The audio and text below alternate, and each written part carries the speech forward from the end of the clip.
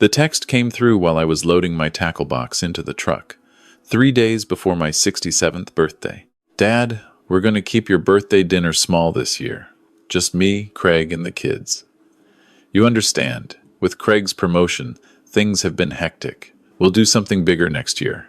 I stood there in my driveway, phone in one hand, fishing rod in the other. Just me, Craig, and the kids. The words sat there on the screen like a stain I couldn't wipe away. I understand. Did I? Did I understand that my only daughter thought a birthday dinner with her own father needed to be kept small? That, including me, required some kind of special accommodation, like I was a distant relative they were obligated to tolerate once a year. I didn't respond. I set the phone on the workbench and went back to sorting through my lures. My wife died 3 years ago. Pancreatic cancer. Diagnosis to funeral in 4 months. Jennifer came to the hospital twice in those final weeks. Once with the kids, once without. She had a big presentation at work, she said. Craig was traveling. The kids had school. There was always something. I spent 42 years married to the same woman.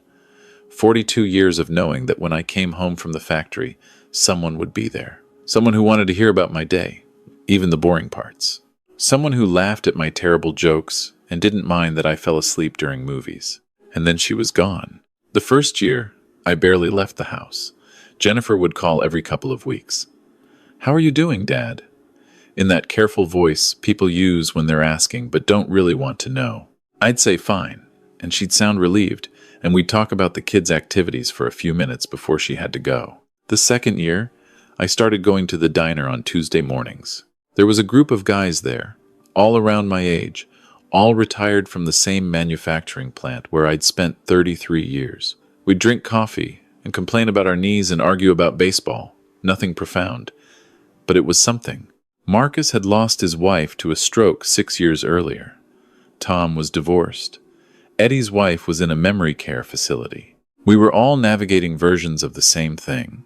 This strange territory of being old enough to need our kids but too proud to admit it. Wanting to be included, but not wanting to be a burden. The third year this year, I started to notice patterns. Jennifer's calls always came on Sunday afternoons, squeezed between soccer games and meal prep. Our conversations followed a script. How was I feeling? Was I eating okay? Did I need anything? And then, inevitably, she'd mention how busy they were. Craig's work, the kids' schedules, her volunteer commitments, all the very important things that filled up her life and left just enough room for a 10-minute phone call to check on her father. I wasn't stupid. I knew what was happening. I was becoming an obligation, a box to check. Call Dad, visit Dad on Christmas, post a photo on Father's Day. Minimal effort, maximum credit. But I didn't say anything. Because what was I supposed to say? My wife died, and my daughter drifted away. And I don't know how to tell her I'm lonely without sounding pathetic. So I kept going to the diner on Tuesdays. Started going to the lake on Thursdays with Marcus, who had a boat. Started saying yes when Eddie invited me to his grandson's baseball games. Started building a life that didn't require my daughter to remember I existed. And then came the text about my birthday. Small, intimate, just immediate family. When did I stop being immediate family? Was it when Jennifer married Craig and his country club parents with their summer house in the Hamptons? Was it when the kids got old enough to have opinions about how they spent their time? Was it gradual, or did it happen all at once while I was too busy grieving to notice? I picked up my phone, stared at the message, thought about all the things I wanted to say. Instead, I texted back 3 words. Thanks for letting me know. Then I called Marcus. Change of plans for Thursday, I said. You free on Saturday instead? It's my birthday, and apparently, I've got the whole day open. Marcus laughed, that rough sound of a man who'd spent too many years breathing in factory dust. Jennifer bail on you again? Something like that. Eddie and Tom will want in. We'll make a day of it. I'll bring the beer, you bring the self-pity, and we'll both catch some fish. Saturday morning, I was up at 5. Loaded the truck, grabbed my cooler, picked up Eddie at 5:30. We met Marcus and Tom at the boat launch by 6. It was one of those perfect June mornings, the kind where the air is cool and clean and the lake looks like glass. We motored out to Marcus's spot, killed the engine, and just sat there for a while in comfortable silence. "So," Marcus said eventually, cracking open a beer even though it wasn't even 7 yet. "You gonna tell us what Jennifer did? Or we gonna pretend this is just a regular fishing trip?" I told them. About the text. About the small dinner that didn't include me. About 3 years of feeling like I was slowly being edited out of my own daughter's life. Tom shook his head. "My son pulled the same thing last Thanksgiving. Said they were doing something low-key with his wife's family. Saw on Facebook they had 20 people there. It's the guilt," Eddie said, reeling in his line. "They feel guilty for not being around, so they avoid you more, which makes them feel more guilty." Vicious cycle. "You talk to her about it?" Marcus asked. "And say what? Please include me in your life? I'm 67, not 7. I'm not going to beg my own daughter to care." "Fair enough," Marcus said. "But you know what would really stick it to her?" "What?" "Have a damn good time without her." So that's what we did. We fished.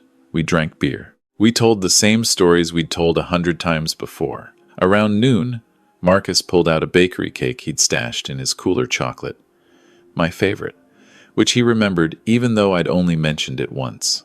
They sang Happy Birthday off-key, and we ate cake with plastic forks straight from the container. Tom gave me a new fishing hat. Eddie gave me a bottle of whiskey. Marcus gave me a hard time about my casting technique. It was simple, uncomplicated, easy. I pulled out my phone and took a photo. The 4 of us, sunburned and happy, holding up the cake. Marcus's boat in the background, the lake sparkling behind us. I posted it to Facebook. First time I'd posted anything in months. "Best birthday I've had in years," I wrote. Grateful for friends who show up. I didn't tag Jennifer. Didn't mention her. Didn't have to. We fished until almost dark. I caught a bass that was barely legal size but fought like it was 10 pounds. Tom fell asleep in his chair and sunburned his knees. Eddie told a joke so inappropriate that Marcus laughed so hard he nearly fell out of the boat. I drove home tired and a little drunk and happier than I'd been in 3 years. My phone was on the passenger seat. I'd turned off the sound while we were on the water. When I got home and plugged it in, the screen lit up like a Christmas tree. 18 missed calls, all from Jennifer. 12 text messages. "Dad, call me." "Dad, where are you? Why aren't you answering? I saw your Facebook post. Who are those people?" "Dad, this isn't funny. Craig and I are worried. The kids were looking forward to seeing you." That last one almost made me laugh. The kids were looking forward to seeing me, but apparently not enough to include me in the original dinner plans. I didn't call back. I took a shower, heated up some leftover pizza, and watched the baseball game. My phone rang again at 9. I let it go to voicemail. It rang again at 9:15. Again at 9:30. At 10, there was a knock on my door. Jennifer was standing on my porch in yoga pants and a fleece jacket. Her hair pulled back, no makeup. She looked like she'd been crying. "Dad," her voice cracked. "You weren't answering your phone. I thought I didn't know if you were okay." I leaned against the doorframe. "I'm fine. Went fishing." Fishing. She said it like I'd told her I'd flown to Mars. "It's your birthday." I know. I was there. With those men. From Facebook. My friends. Marcus, Tom, and Eddie. We worked together for 30 years. Good guys. She stared at me. "I had dinner planned. The kids made you cards." "That's nice." "You said you understood." I did understand. "You wanted to keep it small. Just you and Craig and the kids." I respected that. So I made other plans. "But," she faltered. "But we were going to do it tomorrow, Sunday dinner. I was going to text you the details tonight." "Tomorrow." I nodded slowly. "So today you wanted to keep it small, and tomorrow I was invited to." "What? Leftovers? The consolation prize?" "It's not like that." "Then what's it like, Jennifer?" She wrapped her arms around herself. "Craig's parents are in town. They're staying through the weekend. His mom wanted to take us to that new steakhouse tonight, and I couldn't say no because she paid for it weeks ago as a surprise for Craig's promotion, and I was going to explain all this, but you thought it was easier to just not include me." I kept my voice level. You thought I'd understand that Craig's mother's plans were more important than your own father's birthday. That's not fair, isn't it? Tell me the last time you chose me first, Jennifer. Tell me the last time I wasn't the backup plan. She was quiet for a long moment. When she spoke again, her voice was small. After Mom died, you shut down. You didn't want to talk. You didn't want company. I tried, Dad. I came over and you barely said 2 words. I called and you'd say you were fine and get off the phone. What was I supposed to do? Keep trying, I said. Not forever. Not if I was truly pushing you away. But maybe for longer than a few months. Maybe ask me what I needed instead of deciding I needed to be left alone. I didn't know what to do. None of us did. Your mother dying wasn't something I knew how to handle either. But I was handling it the best I could. And somewhere along the way, you decided that best wasn't good enough. That I wasn't healing fast enough or the right way. And it was easier to step back and let me figure it out on my own. Tears were running down her face now. I'm sorry. I didn't mean to make you feel like you weren't important. But I'm not, though. Am I? Be honest. When you think about your family, about the people who matter in your life, where do I fall on that list? Below Craig's parents, obviously. Below your volunteer work. Below. Stop. Her voice broke. Please, stop. I took a breath. Let it out slow. I spent today on a boat with 3 guys I used to work with. We drank beer and told bad jokes and caught fish. It was the best birthday I've had in 3 years. You know why? Because they wanted me there. Not out of obligation, not because they felt guilty, because they actually enjoy my company. I enjoy your company. Do you? Or do you enjoy the idea of being a good daughter? The feeling you get from checking in on your poor widowed father so you can tell yourself you're doing the right thing. She flinched like I'd hit her. I'm not trying to be cruel, I said, softer now. I'm trying to be honest. You're my daughter, and I love you. But love isn't enough anymore. I need to be around people who choose me, not people who tolerate me when it's convenient. I do choose you, then act like it. Not with grand gestures or guilt-driven invitations. Just act like I matter. Not as much as Craig or the kids or anyone else. Just enough that I'm not an afterthought. She wiped her face with her sleeve. Can I come in? I stepped back. Let her into the house. We sat at the kitchen table, the same table where she'd done her homework as a kid, where my wife used to lay out puzzles on Sunday afternoons. I saw the Facebook post, she said quietly. You looked happy. I was. I can't remember the last time I saw you look like that. Probably before your mother got sick. She nodded, picked at her fingernail. I've been a terrible daughter. You've been a busy daughter.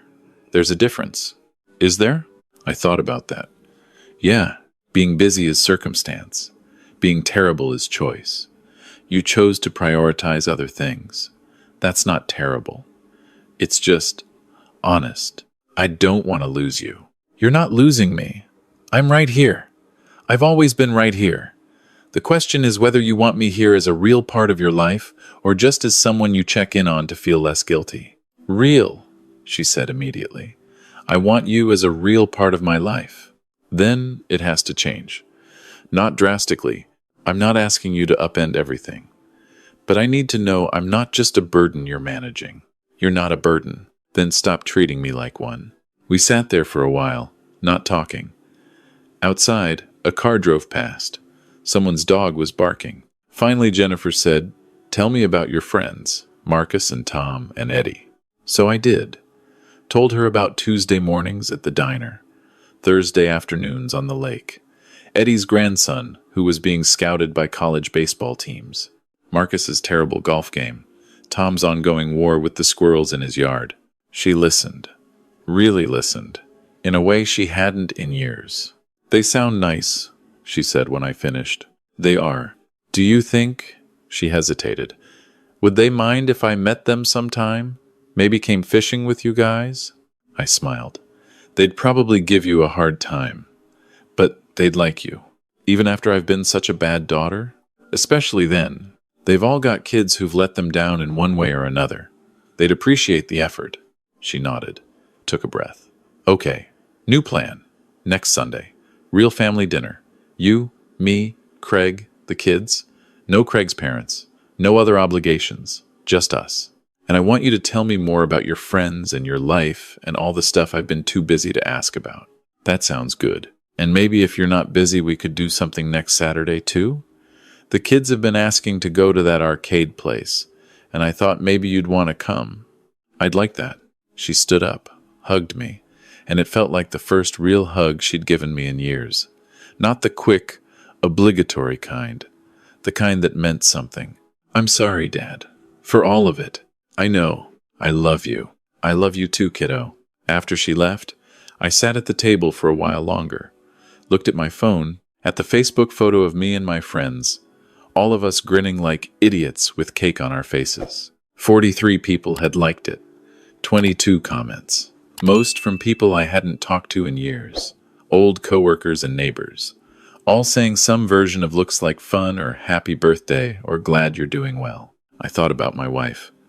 About what she'd say if she could see me now. She'd probably tell me I was being too hard on Jennifer. That grief makes people do strange things, that we all handle loss differently. She'd remind me that parenthood doesn't come with an expiration date, that you keep loving your kids even when they disappoint you. But I think she'd also understand why I'd needed to set that boundary. Why I'd needed to stop waiting to be chosen and start choosing myself. The thing about losing someone you love is that it teaches you what really matters. It strips away all the polite pretending and forces you to look at your life honestly. For 3 years, I'd been pretending I was fine with crumbs, fine with being an afterthought, fine with phone calls that felt like obligations and visits that felt like charity. But I wasn't fine. And pretending wasn't bringing my wife back or making my daughter love me more or filling up the empty spaces in my life. What filled those spaces was Marcus's terrible jokes and Tom's worst cooking and Eddie's endless supply of inappropriate stories. It was Tuesday mornings at the diner and Thursday afternoons on the lake and Saturday birthday celebrations with grocery store cake and cheap beer. It was people who showed up not because they had to, but because they wanted to. I didn't need Jennifer to be perfect. I didn't need her to drop everything and make me her top priority. I just needed her to see me, really see me. Not as the grieving widower who needed to be managed, or the elderly parent who required dutiful check-ins, but as a person who was still living, still laughing, still here. And maybe, after tonight, she finally did. The next Sunday, Jennifer came over with Craig and the kids. She brought a birthday cake, a real one, not from the grocery store. The kids gave me cards they'd made at school, covered in glitter and misspelled words. We ate dinner at my kitchen table. Jennifer asked about fishing. I told stories. Craig actually laughed. The kids showed me videos on their phones of things I didn't understand but pretended to find interesting. It wasn't perfect. There were awkward silences and moments where I could tell Jennifer was fighting the urge to check her phone. But it was real, and it was a start. After they left, I called Marcus. How'd it go? He asked. Good. Really good, actually. She apologized? Yeah. And she meant it. You gonna be okay? I thought about that.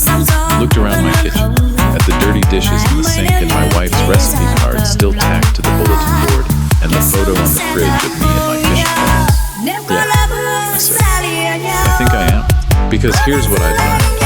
You can't make people love you the way you need to be loved. You can't force them to see you, or choose you, or make you a priority. But you can choose yourself. You can build a life that doesn't require anyone else's permission to be good. You can find people who show up, who make room for you, who don't treat your presence like an inconvenience. And you can set boundaries, not to punish people, not to prove a point, but to protect the parts of yourself that matter, the parts that deserve to be treated with dignity and respect. My daughter and I would be okay. Maybe better than okay. Maybe this was the wake-up call she needed. The moment that would shift our relationship from obligatory to genuine. Or maybe it wouldn't change anything long. Maybe she'd slip back into old patterns, and I'd have to decide how much of that I was willing to accept. But either way, I'd be okay. Because I had my Tuesday mornings and my Thursday afternoons and my Saturday fishing trips. I had friends who answered the phone when I called, and who remembered my birthday without needing a Facebook reminder. I had a life that was mine, built built on my terms, filled with people who wanted me there. And that was enough. My phone buzzed. A text from Jennifer. Thanks for tonight, Dad. Same time next week?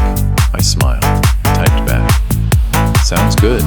Maybe the week after, you and the kids can come fishing with us. Marcus wants to meet you. 3 dots appeared, disappeared, appeared again. I'd like that. Love you, Dad. Love you too. I set down the phone, looked at the calendar. Tuesday morning at the diner. Thursday on the lake. Saturday with Jennifer and the kids at the arcade. A life that had felt so empty 3 years ago was filling up again. Not with the same things, not with the same people, but with something real and honest and worth holding on to. My wife used to say that the measure of a good life wasn't how many people showed up when things were easy, but who stuck around when things got hard. I'd spent 3 years waiting for my daughter to stick around, and in the meantime, I'd found people who did. Maybe that was the real lesson. Maybe loss doesn't just take things away. Maybe it also clears space for new things, better things, things you would have missed if you'd kept clinging to the way life used to be. I didn't know what the next chapter looked like, whether Jennifer would follow through, whether this newfound connection would last or fade like it had before. But I knew I'd be okay either way, because I'd learned how to be okay on my own. And once you learn that, once you really understand that your worth isn't dependent on whether other people